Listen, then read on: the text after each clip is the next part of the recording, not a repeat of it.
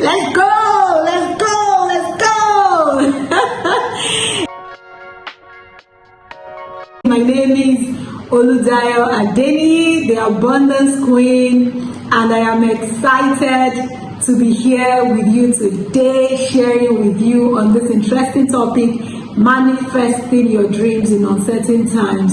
And what I do basically is help professionals and entrepreneurs, unlock their abundance so they can achieve their definition of success. I know you have a definition of success, and my job is to help you unlock your abundance so that you can live that happier, healthier, and wealthier life, and you can be fulfilled. That is it, achieving your own definition of success. That is what I do.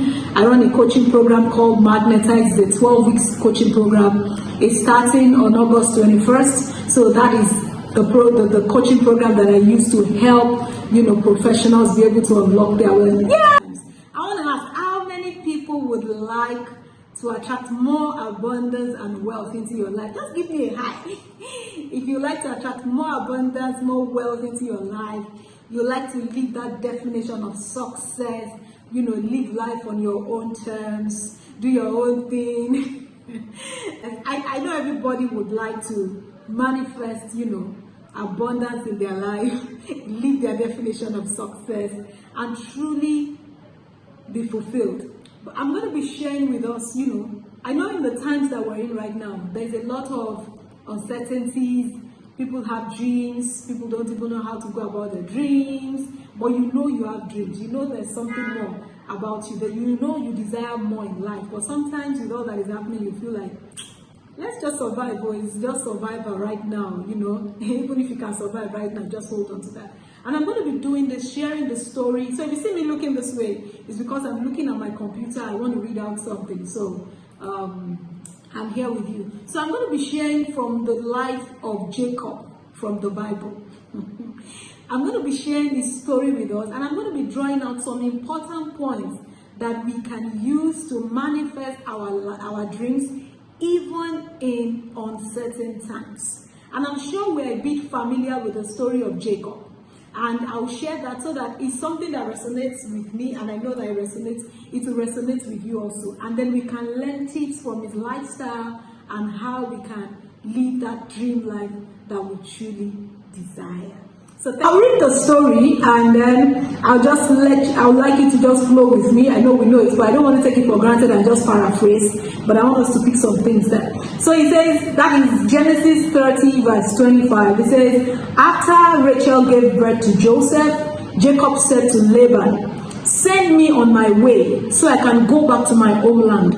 Give me my wives and my children from whom I have served you, and I'll be on my way. You know how much work I have done for you. You see, Joseph got to a point in his life. He was working with Laban. We all know he served Laban 7 years to marry the first wife, Lee. He served another 7 years to marry Rachel. He was practically working and slaving for this man. And then he got to a point, he was like, there is more to me. I deserve more than what I am doing now. I deserve to give my family the best. I deserve to be able to live life on my own terms. I deserve to be my own boss. I deserve to be able to wake up when I want to. I deserve to do something for myself. I have served enough. That was the cry of Jacob. Like, it's enough. I have done this. I have served you. And he wanted more. And I know that a lot of us, whatever it is you're doing, whether in your business, in your life, there's just that desire inside of you that there is more. You want more. You want to be able to attract more money into your life. You want to be able to attract more wealth into your life. You want to be able to, be happy, attract more joy. You just want to live that fulfilled life. And just be happy, achieving your own definition of success. And this was the same thing that Jacob wanted. Jacob wanted to be able to live his own life, not just living, not just hustling, not just going through the bustling of life, not just going through stress, but he wanted to be able to do something more for himself. So this was the discussion he was having with Laban. Then 27 says, but Laban said to him, if I have found favor in your eyes, please stay. This is Laban saying to Jacob, please stay. I know you have served me, just stay. I have learned by divination that the Lord has blessed me because of you. He now added, name your wages and I will pay you. So Jacob has laid for Laban. Laban now looked at him and said, I know it is because of, he said, I have seen through divination. Who knows where Laban has gone to find out about Jacob? But he knew that Jacob was the source of his wealth. He knew that Jacob had been serving him, and Jacob is the reason why he is wealthy, why God has blessed him. So Jacob now wants to go. So he knows that his wealth is going. He knows that his favor is going. And he says, if I fall favor on your side, don't go. Stay with me. Stay with me. Just name your price. Name your price, I will pay. Name your price, I will pay you. And Jacob said, you know how I have worked for you, and how your livestock has fed under my care. The little you had before I came has increased greatly, and the Lord has blessed you wherever I have been. But now, when may I do something for my own household? Can you see? He said, I know I have served you. I know, but please, when will I do something for my own household? When will I be able to live that definition of my own success? When will I be able to live my own life? Laban, and he says to Laban, he says, what shall I give you? He said, ask, you ask. Jacob says, don't give me anything. That's his reply, don't give me anything. But if you will do one thing for me, I will go on tending your flocks and watching over them. Let me go through all your flocks today and remove from them every speckled or spotted sheep, every dark-colored lamb, and every spotted or sprinkled goat. They will be my wages. And my honesty will testify for me in the future. Wherever you check on the wages, you would have paid me. Any goat in my possession that is not sprinkled or spotted, or any lamb that is not dark colored, will be considered stolen. So I'll now go to this story.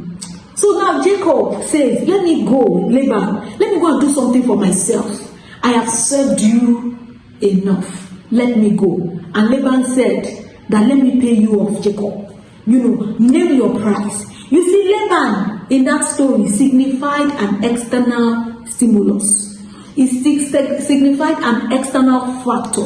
And that external factor could be the economy. You see, that external factor could be your job.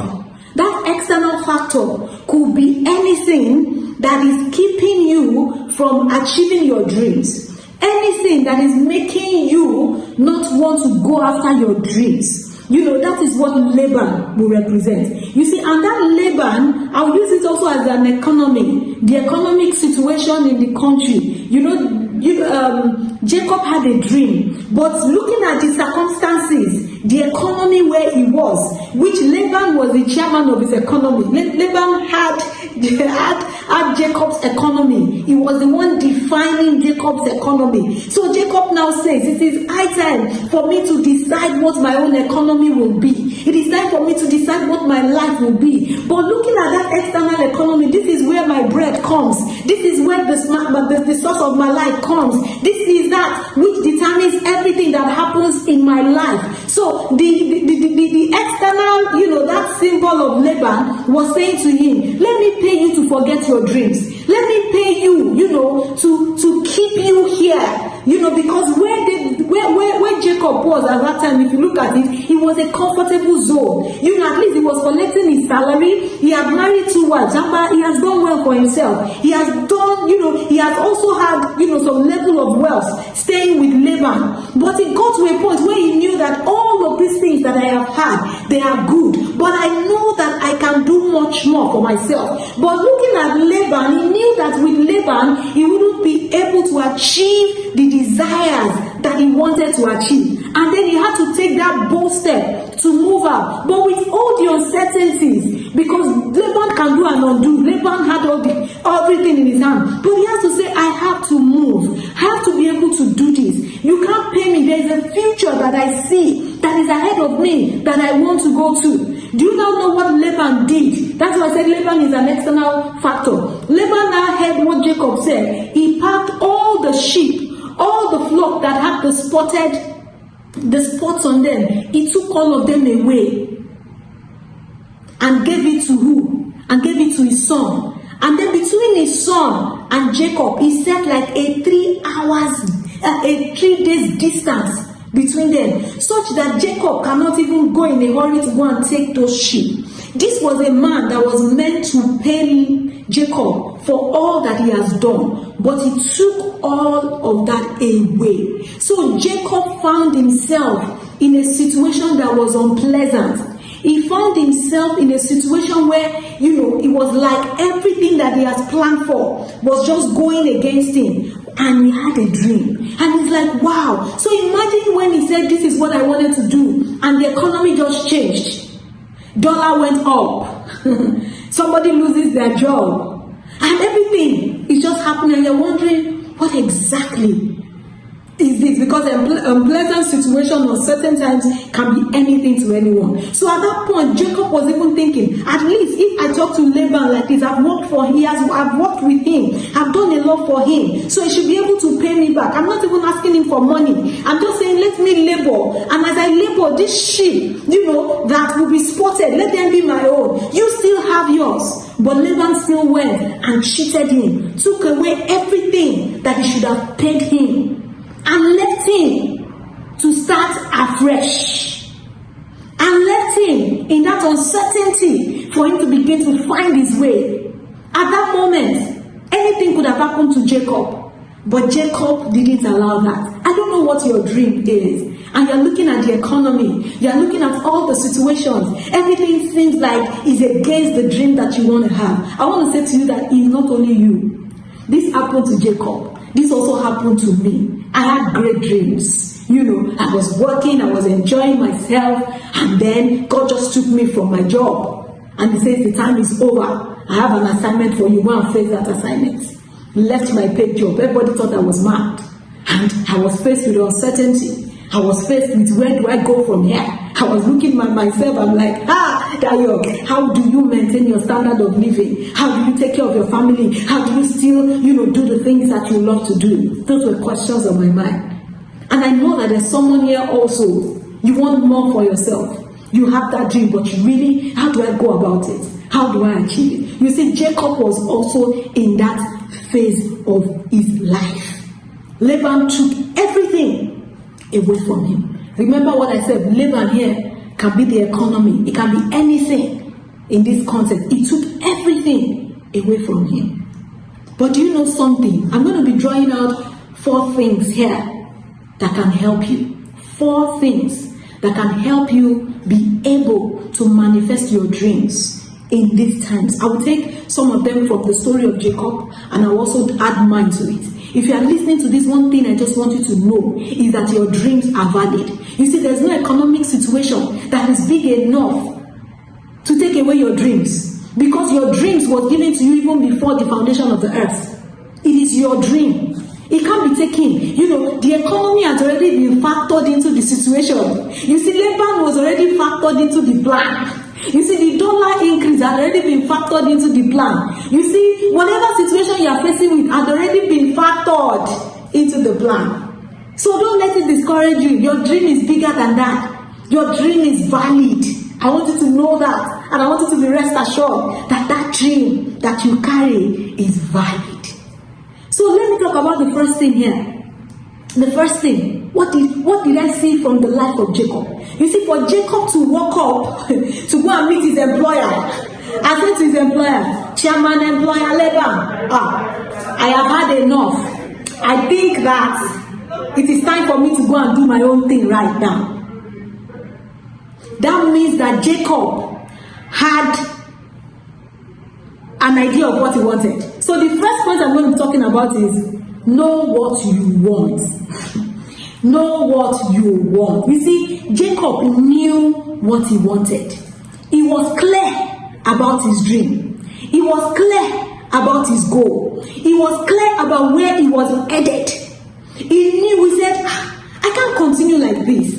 There is more to me. There's more that I want to do in my life. I want to do more for my family. I want to be able to spend more time. I want to be able to live life on my terms. I want to travel the world. I want to serve people. He knew what was on his mind and he was very clear about it. You see, when you want to manifest your dreams, clarity is one important thing. You must know what you want. Clarity is one major thing that helps manifestation. You cannot manifest what you are not clear about. If Jacob was not clear, when Laban was saying, let me pay you, he would have agreed and said, what am I going to do? Let me just collect this money. Let me just collect this money, Abi, and just continue. But he knew that what he wanted, the life that he saw for himself, was bigger than that. He was so clear about what he wanted. Please, if you must manifest abundance, if you must manifest your dreams, if you must live that dream life that you desire, you must know what you want. So if I ask you today, what do you truly want? What do you want to achieve in your life? What do you want? What do you want to achieve? What is that thing that is important to you that you want to achieve in your life?